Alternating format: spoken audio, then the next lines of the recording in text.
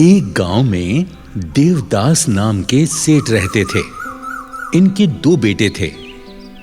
बड़े बेटे का नाम था रवि कुमार और छोटे बेटे का नाम गोपाल था। देवदास की पत्नी का नाम क्रांति था। क्रांति को पूजा पाठ और धार्मिक आयोजनों से कोई सरोकार नहीं था। पूजा पाठ ना वो खुद करती थी और ना ही घर में किसी को करने देती। बड़ा बेटा शादी योग्य हो गया तो उसकी शादी पास के ही गांव से धर्मदास की पुत्री से कर दी गई। जिस लड़की से शादी हुई वो भगवान शिव की भक्तिन थी। जब बहू घर में आई तो सास क्रांति उसको अपने ही अनुसार कार्य करने की सलाह देती। बहू का नाम था सत्या देवी।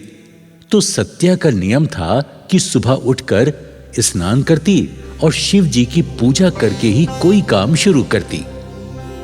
एक दिन सत्या देवी यानी बहू शिव मंदिर जाने को तैयार हुई तो सासू ने पूछा, ए बहू, ये सुबह सुबह कहाँ जा रही हो? माँ जी, मैं शिव मंदिर जा रही हूँ। क्या तू शिव की पूजा करती है? हाँ माँ जी, मैं शिव जी को जल चढ़ाकर ही कोई कार्य करती हूँ। मैं बचपन से ही शिव जी की पूजा भक्ति करती हूँ। मेरा ये नियम मेरे मायके से ही है। अरे वो तेरा मायका है, ये तेरा ससुराल है। यहाँ वो ही होगा जो मैं चाहूंगी। कोई जरूरत नहीं है मंदिर जाने की। हमारे यहाँ कोई पूजा पाठ और किसी देवता पर विश्वास नहीं करते। यहाँ कोई पूजा पाठ नहीं होगा, समझी? तभी ससुर देवदास आ पहुंचे। अरे क्रांति, क्यों बहू को डांट रही हो? सुनो जी, गजब हो गया। मेरे तो भाग्य फूट गए ऐसी बहू पाके। क्यों, क्या किया बहू ने? अरे तुम्हारी लाडली बहू शिव की पूजा करने मंदिर जा रही है। रोको इसे, हमें पूजा पाठ पर भरोसा नहीं है। अरे भाग्यवान, अरे तुझे पूजा पाठ पर भरोसा नहीं है तो बहू को तो जाने दे। उसकी अपनी भावना है, शिव के प्रति श्रद्धा है। नहीं जी, मैं बहू को पूजा पाठ करने की अनुमति नहीं दूंगी। आज ये शिव के मंदिर जाएगी, कल मेरे बेटे को भी पुजारी बना देगी। अरे क्यों अपनी सोच दूसरे पर थोप रही हो? जाओ बहू जाओ, तुम शिव मंदिर जाओ। ससुर के कहने पर सत्या देवी शिव मंदिर चली जाती है। शिव को जल फूल चढ़ाकर, हाथ जोड़कर शिव को अपनी व्यथा सुनाती है। हे शिव शंभु भोलेनाथ, मेरी सास को सद्बुद्धि दो। वो मुझे आपकी पूजा करने से रोकती है। आप तो अच्छी तरह जानते हो मैं आपकी पूजा किए बिना कोई कार्य नहीं करती हूँ। हे शंभु, मेरी रक्षा करो। जय हो शिव शंकर भोलेनाथ, जय हो शिव शंकर भोलेनाथ। जब बहू मंदिर से घर लौट कर आई तो देखती है कि उसकी सास छाती पीट पीट कर रुदन कर रही थी। हाय हाय, इस बहू ने मेरे घर का सत्यानाश कर दिया। मेरा बेटा भी मेरी बात नहीं मानता। अरे वो तो बहू के कहने पर ही चलता है। हाय हाय, अब मैं क्या करूं? माँ जी, मैं शिव जी की पूजा अर्चना ही तो करती हूँ, इसमें बुरा ही क्या है? शिव शंकर भोलेनाथ एक ऐसे देव हैं जो बड़े ही दयालु हैं। अपने भक्तों के घर में सदा आनंद ही आनंद करते हैं। चल चुप रह, मुझे ज्ञान मत दे। वो जोगी औघड़ मेरे घर में क्या आनंद करेगा जो खुद शमशानी है, तन पे भभूति लगाए रहता है। माँ जी, अगर आप शिव की आराधना नहीं करना चाहती हैं तो मत करें, पर मेरे प्रभु शिव का अपमान न करें। उनका अपमान न करें माँ जी। अरे यो कुलच्छनी, ये ड्रामा करने की जरूरत नहीं है। अगर मेरी बात ना मानी तूने तो तुझे तेरे घर पहुंचा दूंगी। दूसरे दिन बहू सत्या देवी रोज की तरह सुबह स्नान करके शिव मंदिर जाने की तैयारी करने लगी। तभी उसकी सास चिल्लाने लगी, अरे ओ, कहाँ चली? आज तू मंदिर नहीं जाएगी। सबसे पहले नाश्ता तैयार कर। मेरा बेटा काम करने क्या भूखा जाएगा? सुनो जी, मेरा नियम मत तोड़ो, मुझे मंदिर जाने दो। मेरे शिव भोले मेरी बाट निहार रहे होंगे। अच्छा, तेरा भोला तेरी बाट देख रहा होगा और तेरा पति परमेश्वर भूखा जाएगा। अरे भाग्यवान, मैंने कितनी बार कह दिया, बहू को पूजा पाठ के लिए मत रोको, उसे जाने दो। जा बहू, तू पूजा करने, देर मत कर। बहू मंदिर चली जाती है। उधर सास अपने बेटे को भड़काने लगती है। देख बेटा, ये बहू ऐसे नहीं मानेगी, इसे इसके पीहर छोड़ा। माँ, अभी एक बार इसे और मौका दो। अगर अब की बार हमारी बात नहीं मानेगी तो फिर मैं वैसे ही करूंगा जैसा तुम कहोगी। बहू मंदिर से वापस आकर अपने घर का काम निपटाने लगी। वो सोच रही थी, कल शिवरात्रि है, मुझे व्रत की तैयारी करनी है। हे शंभू, मुझे शक्ति देना, मैं हर साल की तरह इस साल भी आपका व्रत पूरा कर सकूं। अगले दिन सत्यवती ने महाशिवरात्रि का व्रत रखा और पूजा की थाली में बेल, धतूरा, दूध, फल और जल का लोटा भरकर थाली में सजाए जब वो शिवजी को पूजने मंदिर जाने लगी, तभी उसकी सास ने उससे पूछा, कहाँ जा रही है ये थाली सजाकर? माँ जी, आज महाशिवरात्रि है, मैं भोलेनाथ को बेल, फूल, धतूरा, दूध, जल चढ़ाने जा रही हूँ।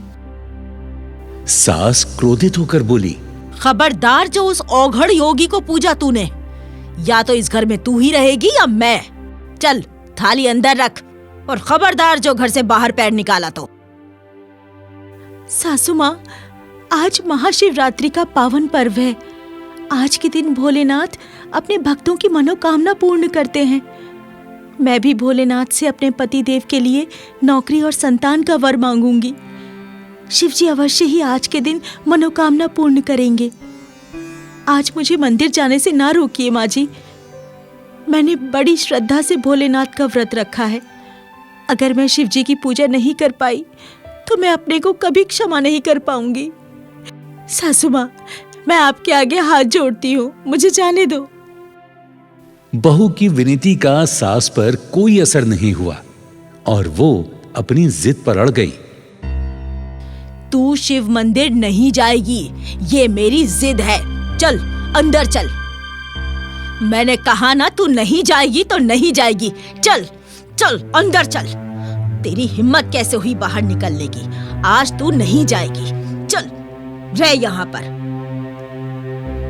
माँ जी मुझे जाने दीजिए। माँ जी ऐसा मत करिए। माँ जी मुझे आज के लिए जाने दीजिए मुझे माँ जी। और बहू गिड़गिड़ाती रही।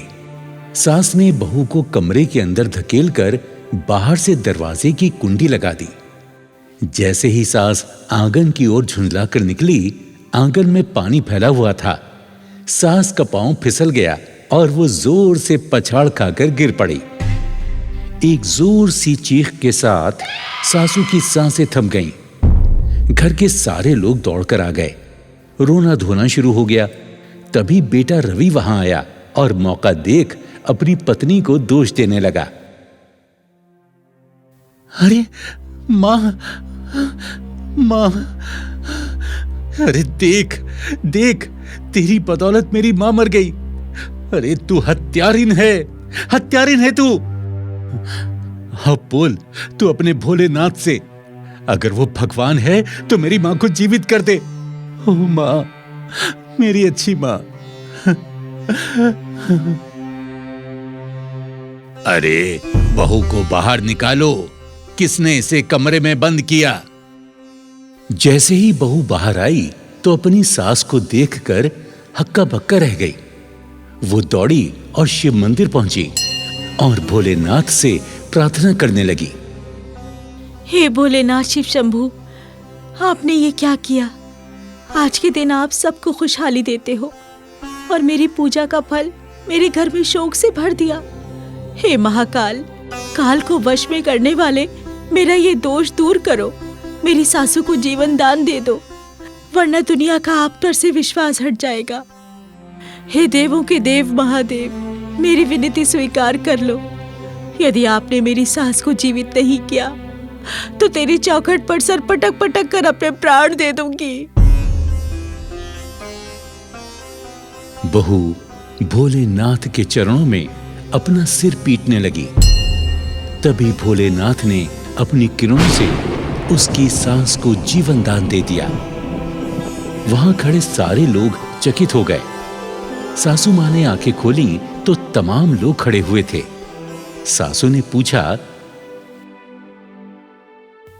आप लोग यहाँ इकट्ठे क्यों हो? क्या हुआ? अरे भाग्यवान, तुम मृत्यु को प्राप्त हो गई थी।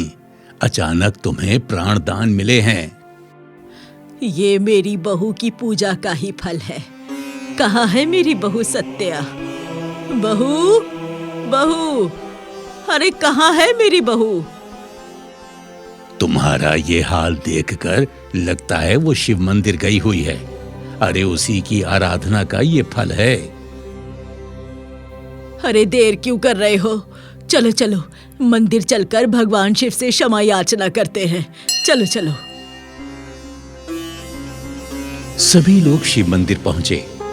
वहां बहू को शिव के चरणों में बेहोश देखकर सासू मां ने उसे अपनी गोदी में उठा लिया। बहू, हे बहू, आंखें खोलो बहू।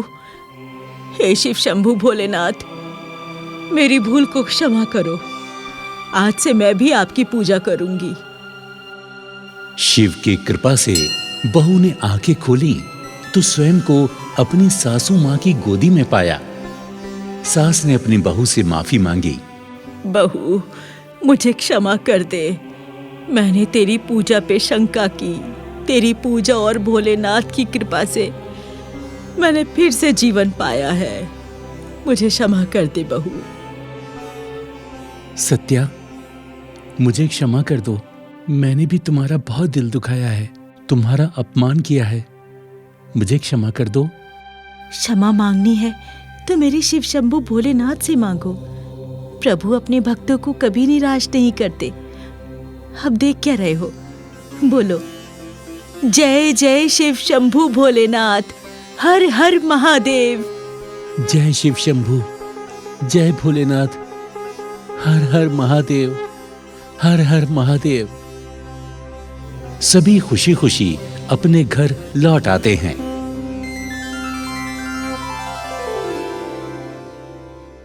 हरिया बहुत बड़ा शिव भक्त था, लेकिन वो बहुत ही गरीब था।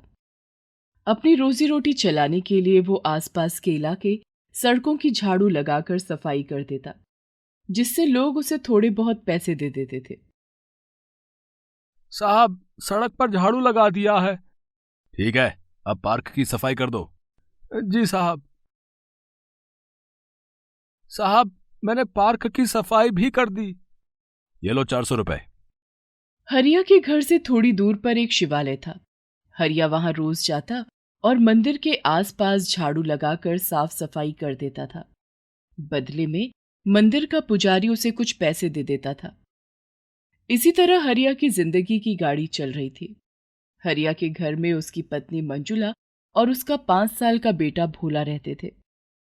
भोला कभी कुछ खाने की जिद करता तो हरिया उसे भी पूरा नहीं कर पाता। उनका परिवार रूखी सूखी खाकर गुजारा कर रहा था। हरिया रोज नहा धोकर सबसे पहले शिव मंदिर जाता। हरिया शिव मंदिर में घंटा बजाता और भगवान शिव की पूजा करता। वो शिव भगवान से रोज एक ही बात कहता कि कभी मेरे घर पधारो प्रभु। जय भोलेनाथ की, जय शिव शंकर की। मंदिर में तो रोज मिलते हो, कभी मेरे घर पधारो प्रभु। एक दिन मंदिर के पुजारी ने उसे प्रसाद में मिठाई दी। हरिया खुशी खुशी घर आया। हरिया अपने बेटे भोला को पुकारता है। भोला, भोला। जी पिताजी। अरे वाह, मिठाई। मुझे मीठा बहुत पसंद है पिताजी। और भोला प्रसाद की मिठाई खाकर बहुत खुश होता है। पिताजी, मुझे खीर पूरी खानी है। बेटा, थोड़े दिन रुक जा, खिला दूंगा। 2 सूखी रोटी तो जुड़ती नहीं, खीर पूरी कहां से खिलाओगे? अरे भाग्यवान, महाशिवरात्रि आ रही है, मंदिर में भंडारा लगता है ना, वहां से खीर पूरी लाकर खिला दूंगा। सुनो, मैं काम पर जा रहा हूँ, ठीक है? अब कुछ खाने को हो तो दे दो, मैं खाकर चला जाऊंगा। घर में खाने को कुछ नहीं है। कल रात की एक रोटी बची थी, वो मैंने भोला को खिला दी। ठीक है, तो मुझे नमक पानी दे दो, वही पीकर चला जाऊंगा। नमक पानी पीकर हरिया घर से बाहर काम के लिए निकल जाता है। उस दिन उसे मंदिर के आसपास के इलाकों में साफ सफाई का काम मिल जाता है। महाशिवरात्रि आने वाली थी और मंदिर के आसपास के इलाकों को साफ सुथरा करके सजाया जाना था। इस साल मंदिर में बहुत बड़ा भंडारा होने वाला है, भोला को खूब खीर पूरी खिलाऊंगा। हरिया मंदिर के सामने हाथ जोड़कर बोलता है, ए भोलेनाथ, कभी मेरे घर भी पधारो। उस दिन हरिया को 300 रुपए मिलते हैं। काम खत्म करके हरिया घर की ओर जाने लगता है। रास्ते में चलते चलते अचानक हरिया को किसी के कराहने की आवाज सुनाई देती है। अरे, ये कराहने की आवाज कहाँ से आ रही है? ये किसी बुजुर्ग की आवाज लगती है। हरिया इधर उधर देखने लगता है। आवाज तो झाड़ियों से आ रही है। हरिया झाड़ियों की तरफ जाता है तो देखता है वहां एक बुजुर्ग आदमी गिरा हुआ था और बहुत कराह रहा था। हरिया उसे कंधे पर उठाकर झाड़ियों से बाहर लाता है। उस बुजुर्ग के पूरे शरीर में कोढ़ हो गया था और उसके घाव पर मक्खियां भिनभिना रही थीं। बाबा, आप यहाँ कैसे आए? आपका घर कहाँ है? बगल के गांव में मेरा घर है। आप कहे तो आपको घर पहुंचा दूं? नहीं, मुझे कोढ़ की बीमारी हो गई है, इसलिए मेरे बेटे बहू मुझे यहाँ छोड़कर चले गए हैं। मुझे यहीं रहने दो, भूखा प्यासा तड़प तड़प कर मर जाऊंगा। नहीं बाबा, मैं आपको यहाँ नहीं छोड़ सकता। हरिया उस बुजुर्ग आदमी को अपने कंधे पर बिठाकर घर ले आता है। मंजुला, ओ मंजुला, जी आई। 2 गिलास पानी ले आना। मंजुला पानी लेकर आती है और हरिया से कहती है, ये किसे ले आए? मंजुला, ये बाबा मुझे सड़क के किनारे झाड़ियों में मिले हैं। इनकी बीमारी के कारण इनके बेटे बहू ने इन्हें घर से निकाल दिया है। इन्हें यहाँ क्यों ले आए? हमारा खुद का तो खाने का ठिकाना है नहीं, इन्हें क्या खिलाएंगे? और इनकी बीमारी के इलाज का खर्चा कहाँ से उठाएंगे? तुम चिंता मत करो मंजुला, भोलेनाथ सब इंतजाम कर देंगे। आज 300 रुपए मिले थे, मैं 100 रुपए का राशन ले आया हूँ। बाकी बचे पैसों से बाबा की दवाई ले आऊंगा। तुम खाने की तैयारी करो, मैं इन्हें पास के अस्पताल में ले जाता हूँ। हरिया बूढ़े बाबा को अपने कंधे पर बिठाकर अस्पताल ले जाता है। वहां उन्हें डॉक्टर से दिखाता है। इन्हें ठीक होने में कुछ दिन लग जाएंगे, मैं दवाइयां लिख देता हूं, इन्हें रोज दवाइयां खिला दीजिएगा। ठीक है डॉक्टर साहब। हरिया के पास जो पैसे थे उससे वो बूढ़े बाबा के लिए दवाइयां खरीद लेता है और उन्हें अपने कंधे पर बिठाकर घर ले आता है। रात को जब सब खाना खाने के लिए बैठे, आज तो इनकी दवाइयां ले आए आप, रोज इतनी महंगी दवाइयां कहाँ से लाओगे? मंजुला, सब हो जाएगा। जब शिव शंकर भगवान ने इन्हें मेरे पास भेजा है तो वो कुछ ना कुछ इंतजाम जरूर करेंगे। हरिया हाथ जोड़कर बोलता है, ए भोलेनाथ, कभी मेरे घर भी पधारो। दूसरे दिन से हरिया रोज की तरह काम पर निकल जाता और भोलेनाथ की कृपा से उसे काम मिल जाता था। अब तो हरिया कभी 300 तो कभी 400 रुपए कमा लेता था, जिससे रोज का खाने का इंतजाम भी हो जाता और बूढ़े बाबा की दवाई भी आ जाती थी। बूढ़े बाबा धीरे धीरे ठीक हो चले थे। एक रात जब सब खाना खा रहे थे तब भोला फिर से खीर पूरी खाने की जिद करने लगा। मैंने तुझसे कहा था ना, महाशिवरात्रि आने ही वाली है, मंदिर में बहुत बड़ा भंडारा लगने वाला है, तुझे खीर पूरी जरूर खिला दूंगा। मंदिर में क्यों, तुम इस बार अपने घर में भंडारा करो और सबको खीर पूरी खिलाओ। लेकिन बाबा, मुझ गरीब के पास इतने पैसे कहाँ? जो कमाता हूं उससे एक रात की रोटी का जुगाड़ हो पाता है बस।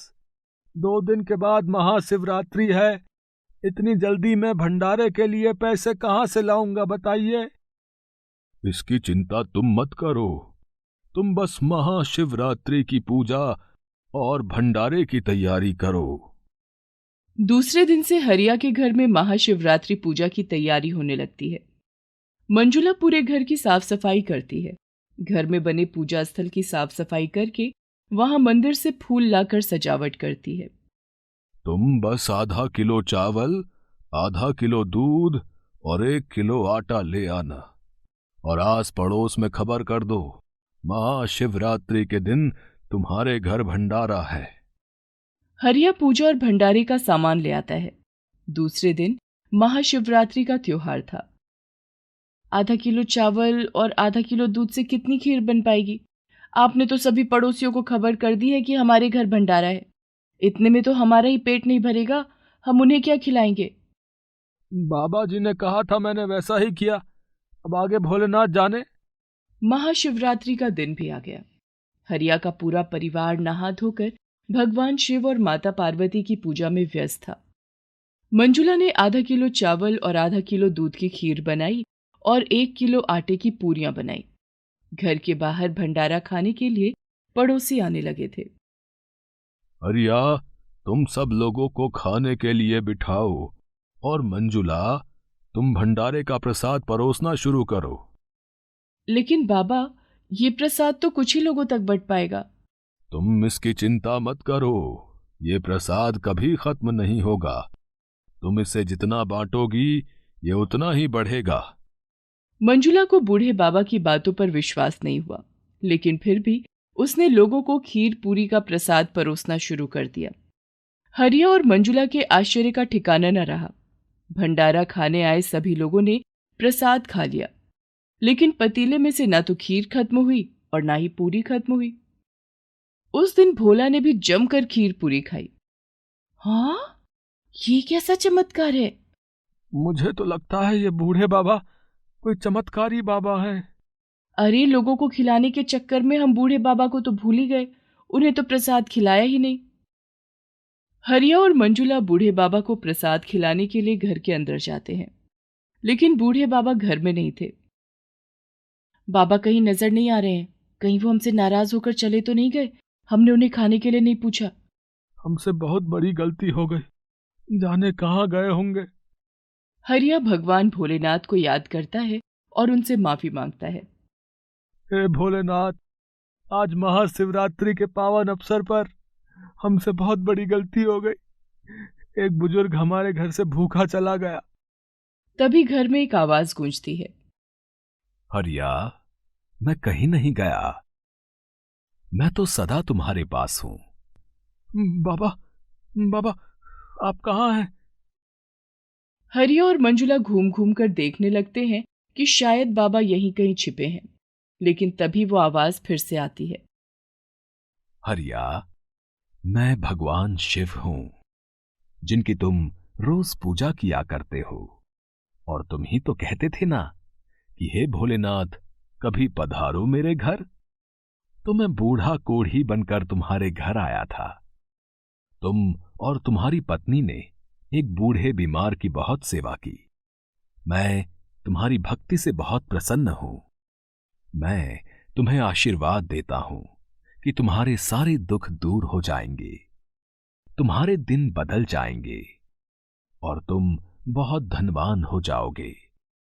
लेकिन कभी भी गरीब और जरूरतमंदों की मदद करना मत छोड़ना। अपने मन में हमेशा दूसरों के लिए दया भाव रखना। हरिया और मंजुला सिर झुकाकर बाबा भोलेनाथ को प्रणाम करते हैं और उनकी आंखों से भक्ति के आंसू छलक आए थे। बाहर प्रसाद खा रहे सभी लोग खाने की बहुत तारीफ कर रहे थे। भाई वाह, ऐसी खीर पहले कभी नहीं खाई। हाँ, ऐसा लगता है भगवान भोलेनाथ ने खुद इसे अपने हाथों से बनाया भाई, है ना? वाह भाई वाह। भोलेनाथ की असीम कृपा से हरिया और मंजुला का भंडारा सफल हो गया और दोनों की गरीबी के दिन दूर हो गए। दोनों के घर में अब किसी चीज की कोई कमी नहीं थी। दोनों भोलेनाथ की भक्ति करते और सुखी जीवन जीने लगे।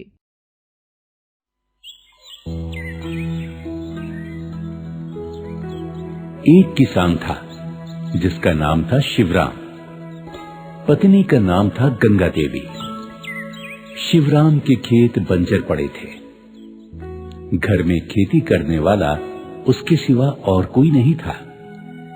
वृद्ध होने के कारण वो मजदूरी करता था। उसके पास एक रेहड़ी थी, यानी हाथ का ठेला। वो उसमें लोगों का छोटा मोटा सामान ढोता था। उससे जो भी पैसे कमाता उसी से गुजारा करता। उसकी पत्नी गंगा देवी धार्मिक प्रवृत्ति की औरत थी। जब वो रोटी बनाती तो 2 रोटी शिव पार्वती के नाम से निकालती, 2 रोटी लक्ष्मी जी और विष्णु जी के नाम की निकालती और 1 रोटी ब्रह्मा जी के नाम की निकालकर गौ माता को खिलाती थी। तभी वो खुद खाती और अपने पति शिवराम को भी देती थी। एक बार शिवराम ने देखा कि उसकी पत्नी देवताओं के नाम की रोटियां निकालकर गाय को खिलाती है। तब वो अपनी पत्नी से बोला, अरे भाग्यवान, मैं बड़ी मुश्किलों से मजदूरी करके घर का इंतजाम करता हूँ और तू आधे आटे की रोटियां तो देवी देवताओं के नाम से निकाल देती है, उनको भोग लगाती है। आधे आटे की रोटियों से हम दोनों पेट भरते हैं, ऊपर से तेरा ये दान मुझे बहुत तकलीफ देता है। अरे मैं ठहरा मजदूर, इतनी कमाई कहाँ से लाऊं? ये सब तेरा व्यवहार कब तक सहन करूं? अरे तू क्यों देवताओं के लिए रोटियां देती है? सुनो जी, जिन देवताओं की बदौलत हमें रोटियां मिलती हैं, हम उनको भोग क्यों न लगाएं? जिस दिन तुम्हें मजदूरी नहीं मिलेगी तब हमारे साथ साथ देवी देवता भी भूखे रहेंगे, तो वो भोजन की व्यवस्था करेंगे जिससे हमें और देवता दोनों को भोजन मिलेगा। आपको भी मजदूरी मिलेगी और हमारे सारे काम भगवान बनाएंगे। इसलिए सुनो जी, तुम अपना काम करो और मुझे मेरा काम करने दो, इसी में हमारी भलाई है। हाँ, तू सही कहती है। वैसे तो गंगा, आज तूने मेरी आंखें खोल दी हैं। अब मैं तुझे नहीं रोकूंगा कभी भी। तुम मेरी कमाई में भगवान का हिस्सा जरूर निकाला करो, उसकी इच्छा से हमारे सारे कार्य जरूर सफल होंगे। अच्छा, मैं चलता हूँ अपनी मजदूरी करने। अच्छा ठीक है, और सुनो, शिव का ध्यान करते रहना, प्रभु आपकी रक्षा करे। हाँ हाँ, अरे तू चिंता मत कर, मैं शिव का ध्यान करता रहूंगा। देवताओं पर विश्वास करने पर शिवराम को आज और दिनों से ज्यादा मजदूरी मिली और पैसा भी बहुत कमाया। अरे कहाँ हो गंगा? ओह गंगा, देख आज मैंने बहुत से पैसे कमाए। ये देख, ये सारे पैसे तू रख ले। मैं तो कहती हूँ भोलेनाथ और विष्णु ब्रह्मा जी की कृपा से आपकी कमाई में वृद्धि हुई है। हाँ हाँ, तुम ठीक कहती हो गंगा। अब एक काम करते हैं, इन पैसों में से जितनी हमारी जरूरत है उतने रख लेते हैं, बचे हुए पैसों को हम मंदिर में दान कर देते हैं। अजी तुमने तो मेरे मुंह की बात छीन ली। मैं भी यही चाहती हूँ, हम आधा पैसा मंदिर के पुजारी को दे देते हैं दान में। हाँ हाँ, तुम ठीक कहती हो, ऐसा ही करते हैं। गंगा और शिवराम उन पैसों को मंदिर में दान कर देते हैं। दोनों पति पत्नी बहुत खुश रहते हैं। इसी तरह शिवराम मजदूरी करने जाता रहा। एक दिन शिवराम अचानक बीमार हो गया। डॉक्टर ने उसे 10 दिनों तक आराम करने की सलाह दी। शिवराम, तुम्हें बुखार के साथ साथ बहुत थकावट भी है, तुम्हें 10 दिन तक आराम करना होगा। क्या 10 दिन तक आराम करना पड़ेगा? डॉक्टर साहब, अब कैसे रोटी खाएंगे, भगवानों को कैसे भोग लगाएंगे, अब हमारा घर का गुजारा कैसे चलेगा? हे भोलेनाथ, रक्षा करो। इधर अपने भक्त शिव और गंगा देवी के दुख को देखकर शिव, विष्णु और ब्रह्मा जी आपस में विचार करते हैं और कहते हैं, सुनो विष्णु, हरि और ब्रह्मदेव जी, हमारा भक्त शिवराम और गंगा बहुत संकट में है, हमें उनकी रक्षा करनी चाहिए। हे महादेव, आज्ञा दें, हमें क्या करना चाहिए? मैं स्वयं किसान बनकर शिवराम के खेत में हल चलाऊंगा। विष्णु देव तुम इंद्र को आदेश देकर खेतों में बारिश करा दो और ब्रह्मदेव अन्नपूर्णा देवी से खेतों में अन्न की व्यवस्था कराएं। इससे शिवराम के खेतों में अच्छी फसल होगी। इस प्रकार तीनों देवताओं ने अपनी लीलाओं से चमत्कार दिखाया। बंजर खेतों में फसल लहराने लगी। इधर शिवराम की ज्यादा तबीयत खराब होने से गंगा दुखी होकर भोलेनाथ से प्रार्थना करते करते शिवराम के चरणों में सो जाती है। तभी भोलेनाथ उसके सपनों में आए और कहने लगे, देवी आंखें खोलो और अपने खेतों पर जाकर देखो। अन्न से भरे तुम्हारे खेत लहरा रहे हैं। तुम्हारे पति को अब मजदूरी करनी नहीं पड़ेगी और साथ ही तुम्हें शीघ्र ही संतान का सुख प्राप्त होगा। इतना कहकर शिव अंतर्ध्यान हो गए। गंगा देवी ने तुरंत आंखें खोली तो देखा वहां कोई नहीं था। उसने अपने पति से कहा,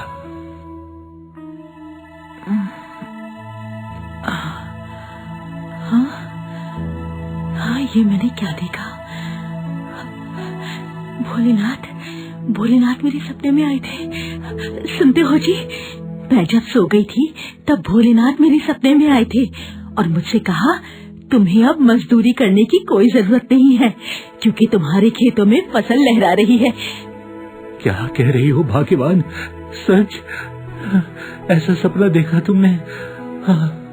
मैं कहती हूँ जी, चलो चलकर देखते हैं।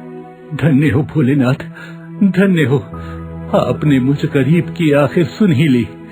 धन्य हो भोलेनाथ, जय हो भोलेनाथ, जय हो। शिवराम और गंगा देवी अपने खेत पर जाकर देखते हैं कि बंजर खेत अन्न से भरे लहरा रहे हैं।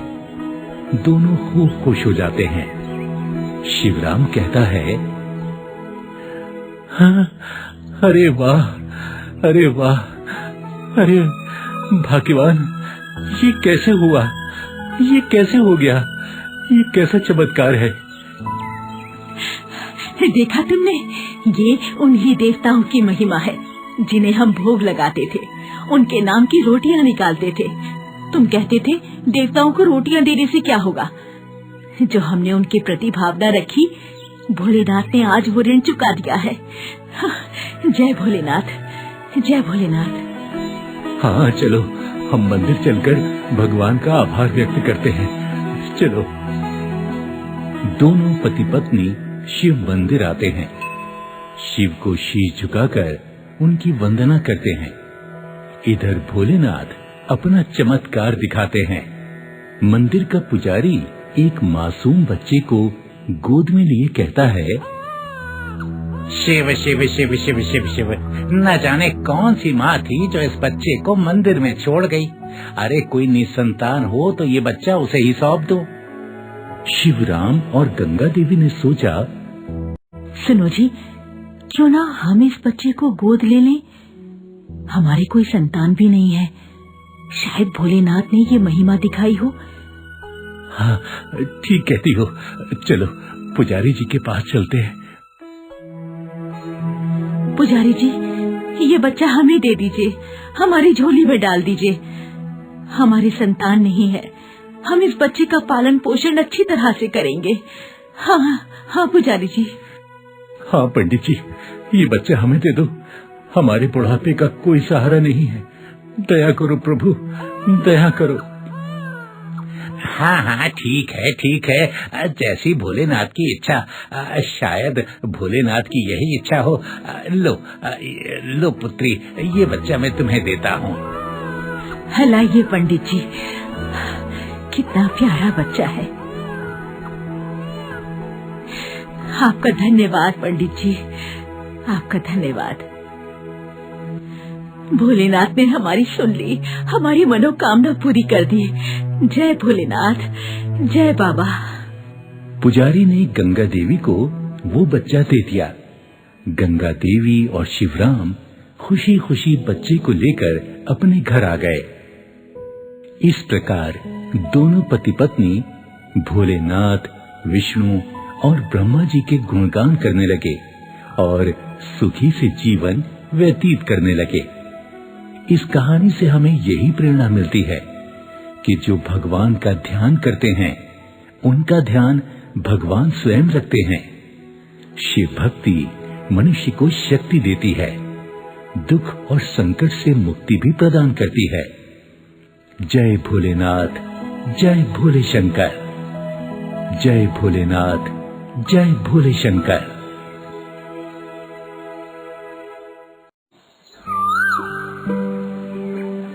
सुंदर गांव गंगा नदी की एक धारा के किनारे बसा गांव था। जैसा नाम था वैसा ही गांव था। दिखने में बहुत सुंदर, तरह तरह के फूल, पेड़ पौधे और लहलहाती फसलें सुंदर गांव को बहुत सुंदर बनाती थी। बस एक ही समस्या थी, जब कभी नदी में बाढ़ आ जाती तो लोगों को परेशानी होती, फसलें बर्बाद हो जाती, घरों को भी नुकसान पहुंचता और लोगों की चीख पुकार मच जाती। बचाओ, बचाओ, हे भोलेनाथ हमें बचाओ, हमें बचा लो भोलेनाथ। मुझे बचा लो भोले शंकर, आकर आपके मंदिर में प्रसाद चढ़ाऊंगा। मुझे बचा लो भोले शंकर, बचा लो। और जब बाढ़ का पानी उतर जाता, गांव के लोग फिर से अपने जीवन को संभालने में लग जाते। इसी गांव में एक लड़की सुमति अपनी मां संसारी देवी के साथ रहती थी। कुछ साल पहले सुमति के पिता का निधन हो गया था और घर को संभालने की जिम्मेदारी सुमति पर आ गई थी, क्योंकि सुमति की माता उसके पिता के निधन के बाद बीमार रहने लगी थी। बेटी सुमति, तुझे काम करते हुए देखकर मुझे बहुत दुख होता है। काश मैं कुछ कर पाती तो सारा बोझ तेरे ऊपर ना पड़ता। इसमें बोझ कैसा माँ? किसी गैर के लिए तो मैं मेहनत नहीं करती, तुम्हारे लिए मेहनत करके तो मुझे सुख मिलता है। फिर भी तू कब तक ऐसा करती रहेगी? काश मैं जल्दी से ठीक हो जाऊं। हो जाओगी माँ, भोलेनाथ ने चाहा तो तुम जल्दी ठीक हो जाओगी। सुमति की बातें सुनकर संसारी देवी का दिल खुश हो गया और उसने प्यार में भरकर सुमति को गले लगा लिया। सुंदर गांव में ही एक जालिम साहूकार भी रहा करता था। नाम था मुसद्दीलाल। हमेशा अपनी तिजोरी के पास बैठा नोट गिनता रहता था। बार बार नोट गिनता और खुश होकर तिजोरी में रख देता। जब कोई मजबूर इंसान उससे कर्जा लेने आता तो उसकी आंखें चमक उठती। एक साथ कई कागजों पर अंगूठा लगवाता और कर्ज लेने वाले से कहता, अब देखो भैया, तुम्हारा खेत और घर मेरे पास गिरवी है, पर ये रहेंगे तुम्हारे ही। हाँ, अगर तुमने मेरा कर्जा नहीं चुकाया तो फिर ये मेरे हो जाएंगे।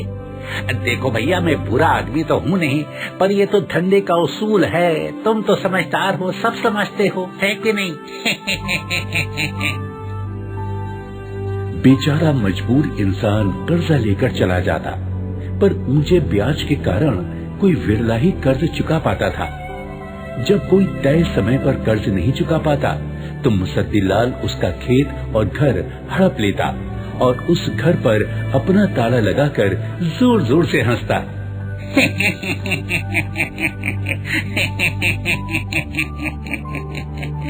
अब तो ये घर मेरा हो गया। सुमति भी जब कभी घर में अकेली बैठी होती तो कर्ज के बारे में सोचकर परेशान होती। उसे डर था कि कहीं मुसद्दीलाल उसके भी खेत और घर को न हड़प ले। उधर मुसद्दीलाल की आंखों में हमेशा सुमति के खेत और घर ही घूमते रहते। वो तो उस दिन का सपना देख रहा था जब वो सुमति के खेत हड़प लेगा और उसके घर पर अपना ताला लगाकर जोर जोर से हंसेगा।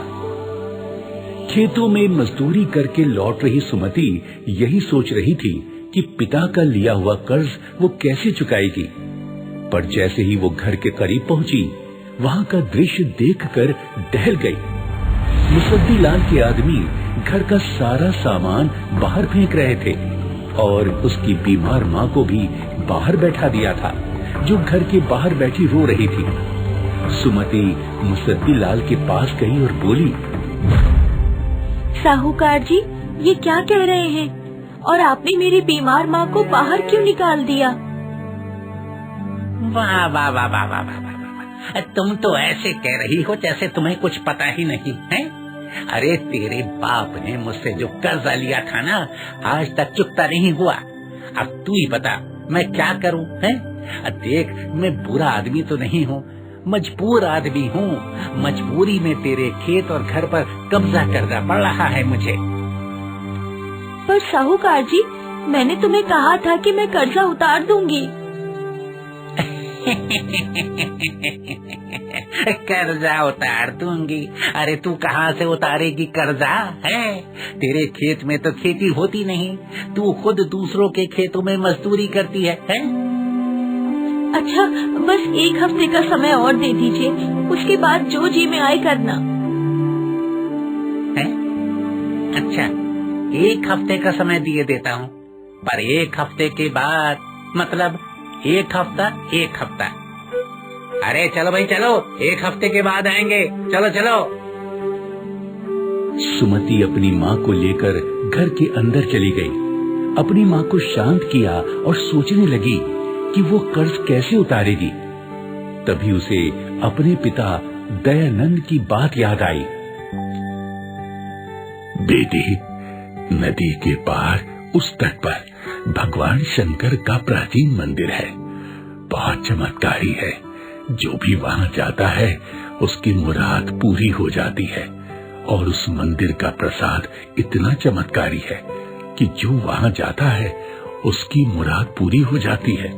और उस मंदिर का प्रसाद इतना चमत्कारी है कि जो भी उसे ग्रहण करता है उसकी सारी पीड़ा, सारे कष्ट दूर हो जाते हैं। पर बीच में पड़ने वाली नदी का बहाव बहुत तेज है बेटी, इसीलिए लोग उधर जाने से डरते हैं। मैं उस पार जरूर जाऊंगी, भगवान शंकर के मंदिर में प्रार्थना करूंगी और उनका प्रसाद लाकर माँ को दूंगी। इससे मेरी माँ की तकलीफ दूर हो जाएगी। सुमति ने मन बना लिया था और अपनी माँ को भी इस बारे में बता दिया। माँ को समझ नहीं आया कि वो क्या कहे। उसने गांव के बुजुर्ग रामू काका से ये बात बताई। सुनकर रामू काका भी चिंता में पड़ गए। जब रामू काका ने सुमति को आते देखा तो उसके पास आकर वो उसे समझाने लगे। देखो सुमति बेटी, उस पार जाना आसान नहीं है। कई लोगों ने कोशिश की, पर नदी इतना विकराल रूप ले लेती है कि सब डर कर बीच में से ही लौट आते हैं। मुझे कुछ नहीं होगा काका, आप मुझे आशीर्वाद दें। मैं जब भगवान शंकर का प्रसाद लेकर आऊंगी तो सभी गांव वालों का भी भला होगा। ठीक है सुमति बेटी, मेरा आशीर्वाद तेरे साथ है। भगवान शंकर तेरी रक्षा करे। कल सोमवार है, भगवान शंकर का दिन। मैं कल ही उस पार जाऊंगी।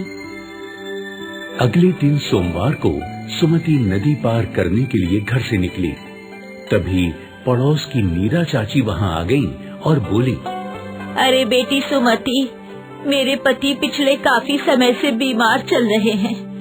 अगर तू उनके लिए भी चमत्कारी प्रसाद ले आएगी तो तेरा बड़ा एहसान होगा। इसमें एहसान कैसा चाची? ये तो पड़ोसी होने के नाते मेरा फर्ज है। सुमति नदी किनारे पहुंची। रामू काका भी उसके साथ उसे वहां तक छोड़ने आए थे। उन्होंने सुमति को आशीर्वाद दिया, पर तभी मुसद्दी लाल की पत्नी वहां आई और सुमति से हाथ जोड़कर बोली, बेटी सुमति, मेरा इकलौता बेटा प्रकाश बहुत बीमार है। मुझे समझ में नहीं आता कि उसकी बीमारी कैसे दूर होगी। तू एक नेक इंसान है, अगर तू मेरे बेटे के लिए भी प्रसाद ले आएगी तो बड़ी मेहरबानी होगी। जरूर चाची, मैं आपके लिए भी प्रसाद ले आऊंगी। सुमति नाव में बैठी और चप्पू चलाती आगे बढ़ने लगी। नदी का पाट काफी चौड़ा था, उसे पार करना आसान नहीं था। जैसे ही सुमति बीच नदी पहुंची, लहरें तेजी से उठने लगी, उसकी नाव डगमगाने लगी। सुमति ने हाथ जोड़े और प्रार्थना की, हे नदी माता, मुझे उस पार भगवान शंकर के मंदिर में जाने दो। मैं आते हुए तुम्हारे लिए भी प्रसाद लेती आऊंगी। ये सुनते ही नदी की लहरें शांत हो गई। उन्होंने एक फूल सुमति की नाव में फेंका। सुमति ने फिर से चप्पू चलाने शुरू किए। अब तट करीब ही था कि एक विशाल मछली अपनी दुम सुमति की नाव पर पटकने लगी। सुमति ने दोनों हाथ जोड़कर उससे भी प्रार्थना की, हे मछली रानी, मुझे जाने दो।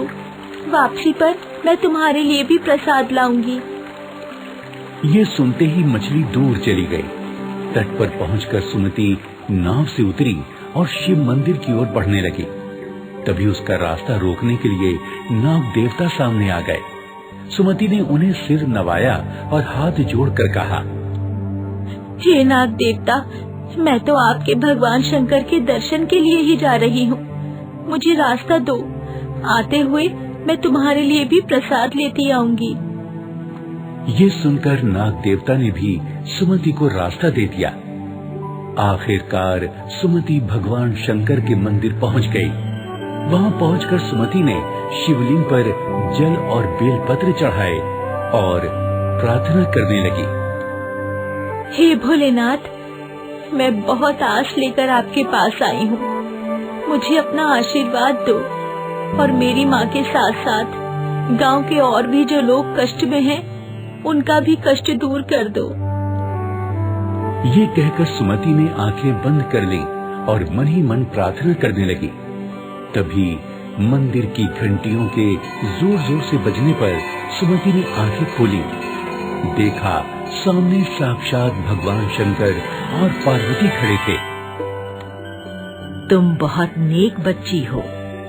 यहाँ तक आने के लिए खुद कष्ट उठाए, पर अपनी माँ के साथ गांव के दूसरे लोगों के कष्ट दूर करने की प्रार्थना की। हम तुमसे बहुत प्रसन्न हैं। ऐसा ही होगा। तुम्हारी भक्ति अतुलनीय है। कोई एक वरदान मांग लो। भोलेनाथ, हमारे गांव के पास बहने वाली नदी आपकी जटाओं से निकलने वाली गंगा माँ की एक सहायक नदी है। उसके रौद्र रूप में आने पर गांव में बाढ़ आ जाती है। आप वरदान दें कि वो हमेशा शांत रहें। ऐसा ही होगा। भोलेनाथ, मैं चाहती हूँ कि आपका ऐसा ही मंदिर हमारे गांव में नदी के उस पार भी हो।